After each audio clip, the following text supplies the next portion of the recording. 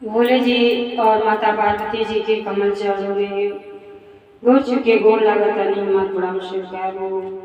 माँ जगदम्बा भवानी के कमल चरणों में गोर चुके गोर लागतनी मत प्रणाम स्वीकार हो। सब देवी देवता के कमल चरणों में गोर चुके गोर लागतनी हमार प्रणाम स्वीकार हो। नीलम दीदी और हरिंदर भैया के कमल चरणों में गोर चुके गोर लागतनी हमार प्रणाम स्वीकार हो। सब गुरु भाई बहिना के कमल चरणों में गोर चुके गोर लागतनी हमार प्रणाम स्वीकार हो। आशीर्वाद की चाहना बा तो देखी गुरु भाई बहिना, अब सावन के महीना आने वाला बा। आज सावन बीतते में रक्षाबंधन के पर्व आ जाला। तो आज हम बहुत ही प्यारा ननद भौजाई के आज पता को जाता है। तो देखी ननद कितना प्रेम भाव से भाई के राखी बने आवताड़ी, लेकिन भौजाई उनकरा साथे का कोई बड़ी कथा के जब पूरा सुनब तब आप लोगों के आँख में आंसू आ जाई। कलयुग में ऐसा भौजाई लोगन की चाल बा। तो देखी ये कथा हमारा अगर आप लोगन की अच्छा लगी तो कमेंट में भोले जी और माता पार्वती जी के नाम जरूर लिखब। काहे खातिर के नाम लिखले बोलले कहले सुनले से सब दुख के निवारण हो जाला। तो महादेव जी के देखी कैसी कृपा और ननद पर बा, जेकरा केहू ना होला ओकर भगवान होली। तो देखी एक गांव में एक शिष्या बहन बाटे। शिष्या बहन महादेव जी के भक्त रहेली और महादेव जी के भक्ति के प्रताप से वो गुरु बहना के एक बेटा और 2 बेटी रहे।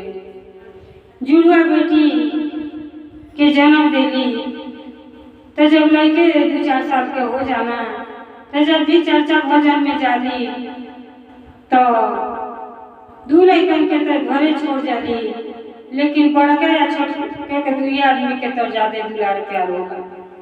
जो छोटी लड़की रहेली उनके अपन चर्चा भजन में जाली तो लेके जाली। अब वहाँ जाते जाते उनका मन भगवान की पूजा में लग जाला। तो जब धीरे धीरे लोग सियान होला, बूढ़ बहिना सबकर बियाह शादी कोई देली। जब अपने घरे सब चल जाला, दोनों लड़की लड़का आनंद पूर्वक से जीवन काटे लगला।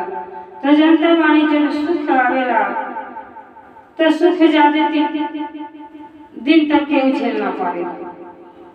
सुख के जीवन आ जाओ तो गुरु बहिना के मृत्यु हो गई। अब माई बाप तो दोनों जनी मर गए ना, रह गए ना भाई भौजाई। जब तक माई बाप रहना बेटी बेटा के एक बराबर ध्यान देते रहना, लेकिन मरला के बाद जब पहला रक्षाबंधन पड़ल बा तो देखी भाग्य के नसीब ना, भाग्य के खेल के ना जान सकेला। बड़ी लड़की के जहाँ बियाह पहले रहेली उनका पास बहुत धन दौलत रहेला, और छोटी लड़की महादेव जी के भक्त रहेली उनका तोहरे कुछ ना रहला। पति पत्नी अपन परिश्रम करके अपन पेट पर्दा चलावेला। थोड़ा गरीब रहेली तो जनता वाणी कलयुग में अगर अमीर आदमी आवता लोग घरे तो वहीं से व्यवस्था टल चल जाई कि हमारा घरे बहुत बड़ा आदमी आवता। अरे काहे खातिर उल्टा सभी बोलतानी। जब हमारा घरे कोनो गरीब आवेला, गरीब के पेट भरतानी तो के ऊपर रोमा आशीर्वाद दे आपके पुण्य मिली। आएगा भरले आदमी के कितना मान सम्मान दे दे, लेकिन वो आपके मान सम्मान कुछ न बुझी। तो है ये कथा में हम कथा के पूरा सुनो तो आप लोगों की जरूर कुछ न कुछ ज्ञान मिली। अब बेचारी जब सावन महीना चढ़ल बा तब से बेकल बाड़ी कि माई बाप मर गए, मरला के बाद नैहर ना गईली। माई में जब से मरली तब से नैहर ना गईली। सब अपने भाई के राखी बांधने जाला तो अपने पति से कहेली कि हमारो मन करता कि अपने भाई के राखी बांधी होती। तो कहे लो कि ठीक बा, जाए के मन बात तो चलिए जा, लेकिन बिना माई के स्वागत सत्कार नैहर में नहीं हो। कहे से वो महादेव जी के भक्त रहना, गरीबता के खूब समझना कि गरीब के आजकल कहीं ठिकाना नहीं थे। लेकिन पत्नी के खुश देखने के नाते कहे न कि ठीक बा चल जाइयो। तो बेचारी उनको वही जब बढ़न रहे बगलिए में रहेगी पूछे दूर पर, तो जाती तो कहेगी कि ये वही जब राखी बांधने चलियो तो हमारों के साथ ले चलियो, हम चलो भाई के राखी बांधी आई। बेटी करती नैहर गंगा कबो छूटेगी नहीं, काहे खातिर कि वही जन में घूमी रहेला, याद तो अबे करेला। बहन कहली अच्छा ठीक बा चलो तलिए चलो, लेकिन बहन धन के अभिमान में उनकरा कुछ ना रहल, वो बात के ध्यान ना देली। बहन कहली चली गई नैहर गई तो अपन लड्डू पेड़ा बर्फी लेके गईली, भतीजन के कपड़ा लत्ता लेके गईली भौजाई के। तब भौजाई बड़ा खुश गईली कि हमारा नंदा राखी बांधे आयल बाटे। उनका स्वागत सत्कार बहुत बढ़िया से कैली।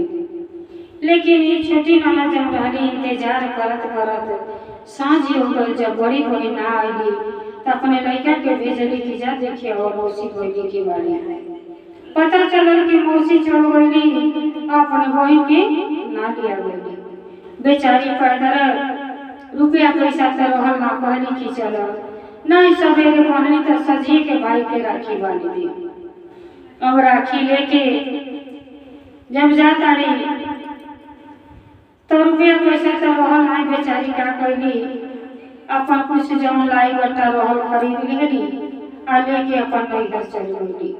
कहली कि नहीं महंगा रक्षा रही तो का करी, रक्षा सूत्र अपन 5 रुपया के खरीदली। कहली भाई के कलाई पर बांधे और हमारे भाई के जीवन लंबी आई हुई, ये रक्षा जो है हमारे भाई के रक्षा करी। काहे खातिर कि 2 बहन के बीच एक हमार भाई बना। मन में इतना अरमान लेके रहे भर महादेव जी के नाम ले जाता रही कि हे महादेव जी ऐसा हमके गोली बता देनी कि अपने सगी बहन अपन ना कैली चल गईली, हमरा के ना लिया गईली। अब बेचारी गईली, जब गईली गांव के किनारे तो उनका लड़का भतीजा खेलत रहना, भागल गईले कहना कि ये माई देख छोटकियो खुआवत तारी। अब भौजाई कहली कि अब वहीं तो एक जनी के बर विदाई कहनी आई भिखारी कहाँ से आवत है, इनके तो कौनो हालत पर राखी बनले न राखी बनी न बर विदाई करे के पड़ी। तो कलियुग के भौजाई बोल के ये हाल बा। तब बेचारी गईली तो गईली दुआरी पर तो कहत रही, जैसे भौजाई देखली नंदा के आवत तो मुंह मोड़ के पीछे रहे बैठ गईली। बेचारी तो कहली कि भौजी के अपन नमस्कार कैली और कहली कि ये भौजी भैया कहाँ बाना, पहले में विलम्ब हो गया और रखिया बांध देती। अब वो सोझे मुँह बतिए ना करत रही, कहत रही कि आई टाइम है तो राखी बांधे के अब राखी बांध के का हुई, मुहूर्त तो खत्म हो गई बा। अब जौने रहे आई वही रहे चली जाए, न पानी न पीढ़ा कुछ ना देता रही और जाया करते रही से उनके पता नहीं कि अब आके का कैलू, अरे जौने डगरे आई वही रखे डगरे चल जाओ। अरे तुहन भिखारी पहन के दुआरी को पहुँचे ये बहाना हमार भौजी जौने साड़ी कपड़ा दी है, हमारा तो हम कंकाल कह के रख देबू। बेचारी एक शब्द ना बोली, कहत रही कि ये भैया कहाँ बड़ा, हमरा के कुछ ना चाहिए, आया के राखी बनवा लो, बड़ा अरमान शौक तोहरा पास आयल बाटी।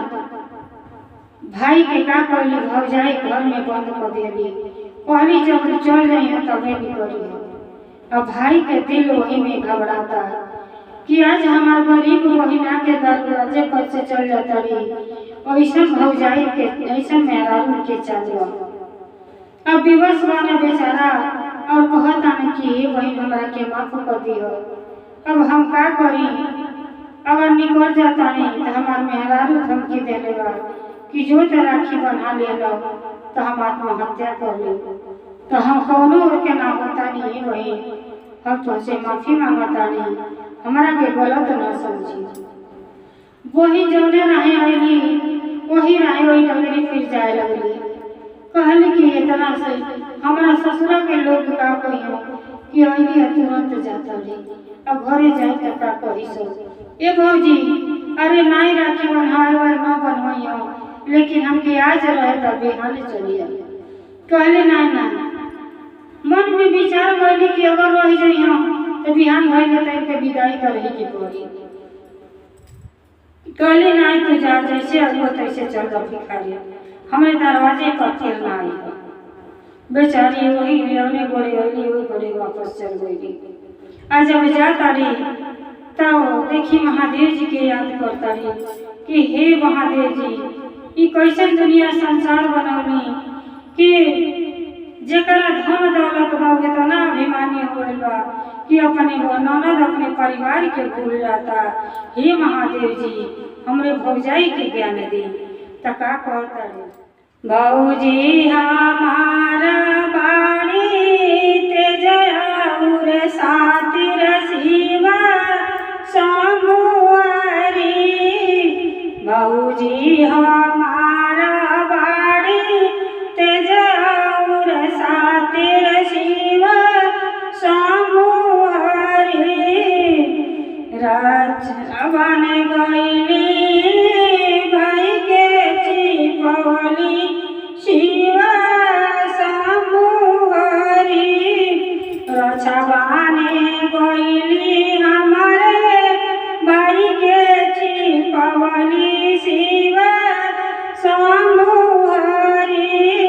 कैलिया मनवा हमके घर से निकलली शिवा समुहरी। कैलिया मनवा हमार घर से निकलली शिवा समुहरी। उनके वचन करी नरम लचीला शिवा समुहरी। उनकर वचन करी नरम लचीला शिवा समुहरी। शरणे मेरा की जिंदगी सुधारी शिवा समुहरी। शरणे मेरा की उनका जिंदगी सवारी शिवा समुहरी। तो देखिए बेचारी कहतारी कि हे प्रभु हे नाथ जी हमारी भौजाई के ज्ञान दी कि आज हम उनको ननद बानी वो केहू के ननद हई। गरीबता अमीरता तो लगले रहेला, सबसे बड़हन महान हुए आदमी है जेकरे दिल में प्रेम भाव। अरे ननद तो धन दौलत के उतना ना चाहेला, कम से कम प्रेम होके के चाहिए। नंदा के गैला के बाद मुंह मोड़ लेली न सीधे मुंह से बात कैली। अरे नाई कुछ बाबे मत तो एक लोटा पानिए पियौले रहती बेचारी के। जौने घर के बेटी वो घर के अपमान कोई के निकाल देली और बेटी बेचारी अपन जौने डगर से आए रहली वही डगर धो के जाए लगली।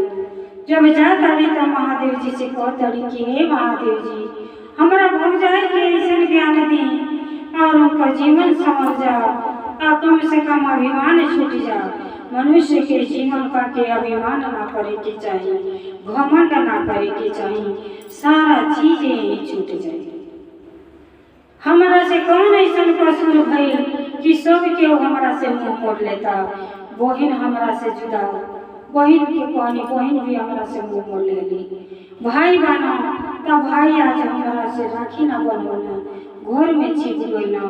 हम कौने डबरिया जाई, ससुर में जाता नहीं तो हमारे सास ससुर का कोई है। अब जैसे डगर धो के जाता रही चलते चलते राहे में एगो बड़ वृक्ष के पेड़ पड़ल, पीपल का पेड़ रहल, वही तरे बैठ के लगली रोए और कहत अरे हे महादेव जी, हमार पति पूछिए तो का कहो कि तू नैहर गइल हो, तुम्हारा भाई भौजाई के हाल चाल का बा, का हम कहो कि का ऐसे हम राखी बनने के ना बनने, का हमके दे के विदाई हमार भाई भौजाई कर देवा। हमारा तो कुछ लौकत नहीं का हे महादेव जी, आप सबको ऊपर उपकार करीला, हमारो पर कुछ दया भाव करी हे अंतर्यामी। बैठ के रोवत तारी फूट फूट के, तो महादेव जी और माता पार्वती जी जुन जनी के निगाह हो बिटिया पे पड़ल। तो माता जी के तो आँख में आंसू आ गई, माई के ममता के मोले तो के हुए ना चुका पोलेवा, माई के दिल बड़ा दयालु होला। माई कहता कि हे स्वामी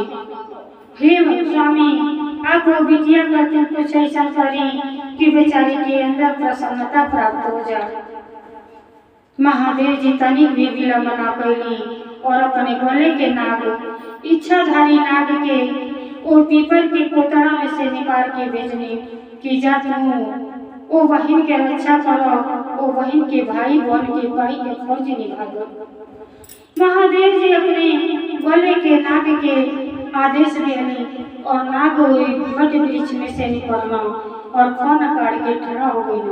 कहना कि हे बहन, रहना तो नाग के रूप में लेकिन मनुष्य के जैसे बोलत रहो। हे बहन, तू हमरा से डरिया ना, हम तुहार काल ना आई, हमसे अपन दुखड़ा सुना दो, काहे खातिर वो तड़का बात हो। बहन कहली कि ये भैया का कही, हम बोल नैहर में राखी बने, हमारे भौजी भाई के घर में बंद कर देली और वापस लौट के चली अली। कौन मोहल्ले के ससुरा में जाए, हमारा सास ससुर का कोई हम कि तोहरा नैहर से का उपहार मिलेगा। नाग जो रहला कहना कि आज से हम तुहार भाई हई, हमरा के भाई मान लो, तनिक भी डर संदेह न अंदर करियो। तो जब महादेव जी के शरण में जी जाला, काल से काल नरम हो जाला। काल के देख के भी ना डरली और वो काल के अपन भाई बना ले। भाई के रूप में नाग देवता के कहली कि कोनो कि ये बहन, तू हमरा हाथ में राखी बांध लो और मन के थोर ना करो, तू हमरे नाग लोक में चल।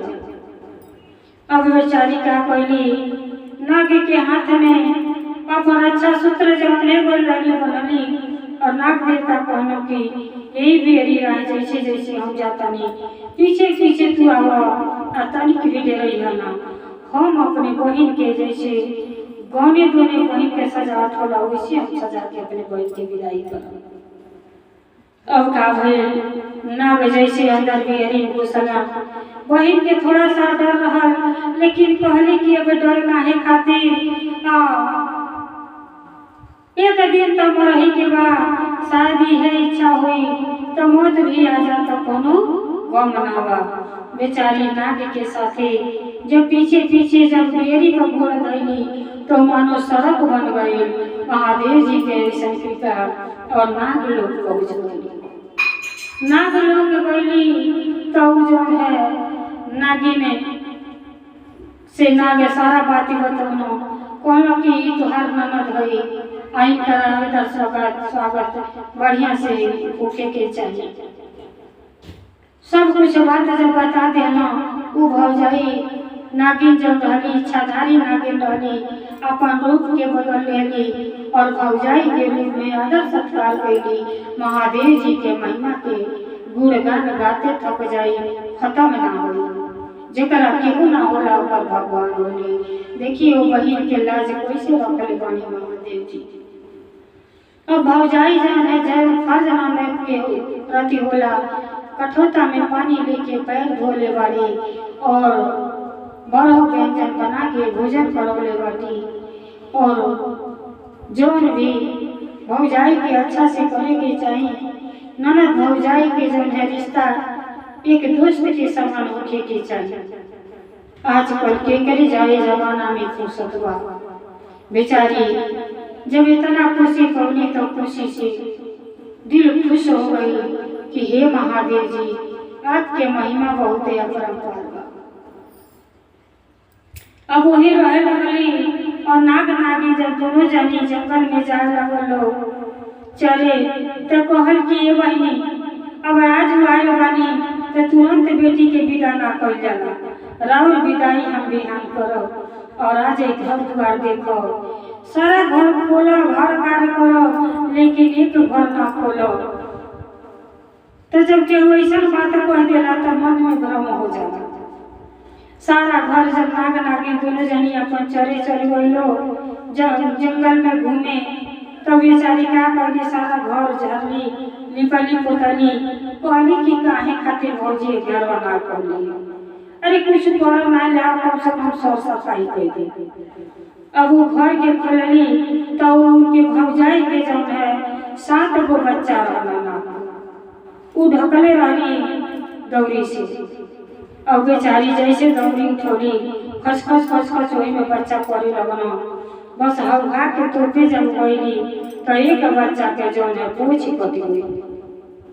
जब पूछ कटी गई अब बेचारी डर गई, कहली आई हो दादा जैसे पूछ कटल जब लड़कन के तनिको कष्ट होला और लड़के जब चीखे न चिल्लाना तो माई के तुरंत पता चल जाला कि हमारे लड़कन के आज धर्म में संकट में लड़के बने।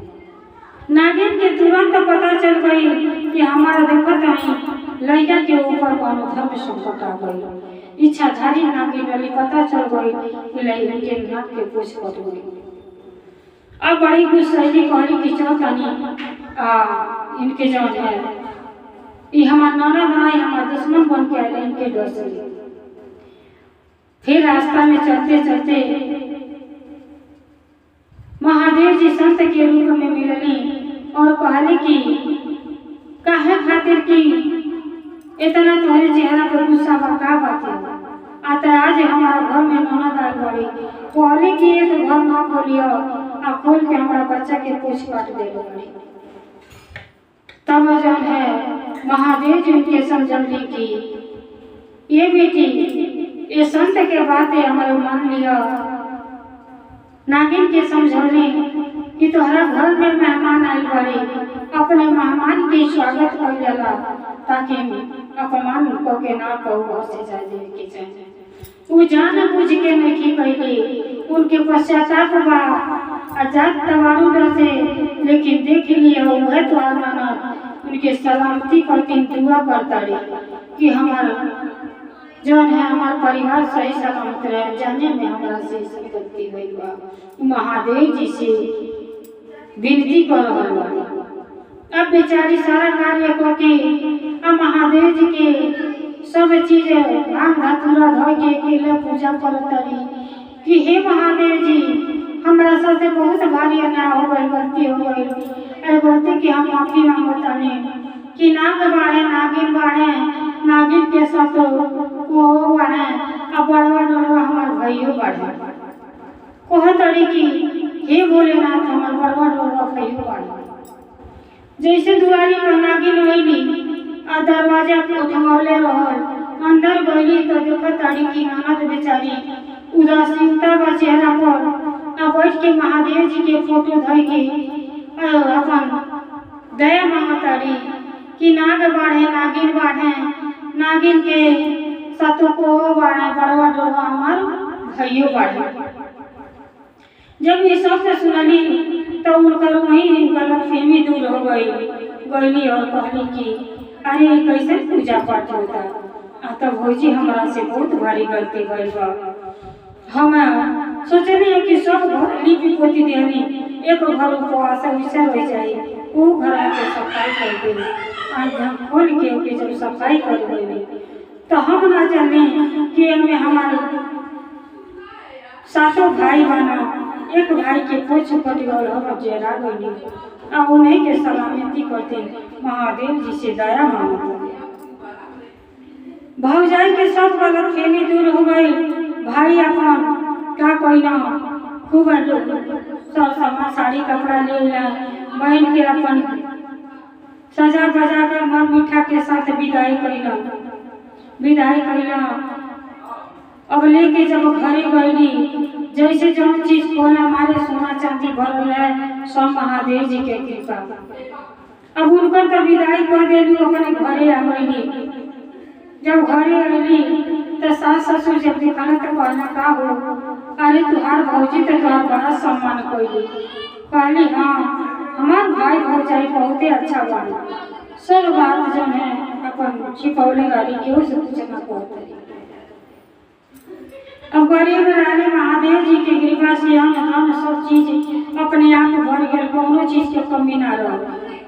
लेकिन जब धन बढ़ जाता मन के ना बढ़ावे के चाहिए, अभिमानी ना बने के चाहिए। बेचारी महादेव जी के पूजा सावन महीना रह, हर शुक्र सोमवार के चर्चा भजन अपने घर में कराना। अब का भाई उ तो चल गई, ओकरे बाद नागिन जब गई अपने बच्चा के दूध पियावे तो 6 बच्चा का दूध पियाना, लेकिन 7वां जब रहना वो गुस्सा के हम आँख लाल खोले बना। कहला कि माई आज हमारू पूछ पटले बाड़ी, उनके हम जीवित ना छोड़ब, उनके डसब जरूर। कहली नहीं बाबू, अनजाने में ऐसा गलती भइल बा, ओके माफ कर दऊ, तोहार दीदी है, तोहर सलामती चाहेली, वो अनजाने में ऐसा गलती भइल बा। कहला ना जब तक उनके डस के आई नहीं तब तक हम तोहार दूध पियब नहीं। अब जान है गईना भागल, हम नागिन नागिन ने बड़ा आश्चर्य में बालो कि देखता यहाँ जाता है तो सैले आडो से लिया। जब गईना उनके दरवाजे पर तन का भाई उनके द्वारे पर शिव चर्चा होत रहल। चर्चा में सब गुरु बहिना लोग बैठल रही, अभी जाके वही पानी के तले बैठ गई। आ सारा चर्चा भजन जब सुनी गईना, जब सब कुछ हो गई, जब गुरु बहिना के दया मांगने के पारी आई तो दया में काम करी कि नाग बाढ़े नागिन बाढ़े, नागिन के साथों को हो बाढ़े, आ हमार बड़ो डरो हमार भाइयों बाढ़े। जब यह कोई के भगवान से दया मांग करी तो सारा बात सुनी गई नहीं, आ वहीं से वापस घूम के घरे चल गई। तो माई उनका पूछली कि बाबू कहे चले आता। हाँ हो माई, उ तो हमार दीदी बाड़ी, आ दीदी हमारा सलामती पति चर्चा भजन रखले बाड़ी, उनके दुआरी पे मान भक्तन के भीड़ लगल बा, तो वो बीच में हम कैसे अपने बहन के नुकसान कर सकते हैं। बहन तो हमार सलामती चाहते हैं, सच कहता कि अनजाने में बहन से गलती भइल बा। तो देखिए महादेव जी के विषण कृपा कि काल से भी बेचारी बच गई और काल के अपन भाई मान लेली, और भी कालों के जीवन के सहारा बना। महादेव जी जौने न जौने रूप में अपने भक्तन के मदद कैली। आ जब चर्चा कैली तो अपने बहन भौजाई सबके बोलौली। जब सबके उजुटल, जब उनका मोहल अटारी देखल तो सब आश्चर्य में पड़ गई कि आज होगा कि हम तो इनके अपने दुआरी पर से खदेड़ दे रही, तो कहाँ से इनकी इतना बेहोश हो गई कि कुछ चर्चा कराओ करी, भंडारा कराओ करी। चलो कुछ ना सही तो देखा ही चल भौजाई और बहन सब केहू आयल आ सब के मचल बाकी कैसे इतना धनवान हो गई। राज के बात केहू ना जानता। जैसे चर्चा खत्म भई, भौजाई के सम्मान के साथ उनकर अपन हर सेवा भाव कैली, बहन के कैली। जब सब लोग चल गए तब भौजाई को तरीके बहनी 1 मिनट का समय दी, हमारा से बात करी। कहली कि का है भाभी, आ तो कोनो कमी हो गई का हमारा सेवा में? कहली नहीं, हमारा मन में प्रश्न बार बार उठाता कि रौरा इतना गरीब रहे, कहाँ से इतना रौरा के धन।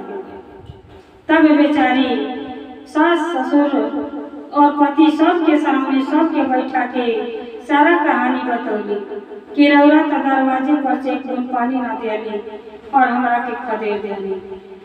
अरे कि गरीब के सहारा होके के चाहिए, लेकिन गरीब समझ के अपमानित कैनी और हम रोते चली अली। अला के बाद रास्ता में महादेव जी के कृपा गई और नाग के रूप में उनके भाई मिलना और वे भाई हो जाए हमके तभी विदा कैला जने की घर हमार धन धाने से भर गई। अब वही भौजाई के ज्ञान हो गई और नाना से लगली माफी मांगे हमारा से बहुत भारी भूल गई। तो देखिए पछतावा के सिवा कुछ ना रह जाला, ऐसा गलती कबो ना करे के चाहिए। तो कहली कि हे भौजी शिव गुरु कहनी अपार, शिव गुरु कहनी उपकार हमार भौजी, शिव के महिमा अपार भौजी, जिस शिव गुरु के महिमा अपार भौजी, शिव गुरु के महिमा अपार भौजी।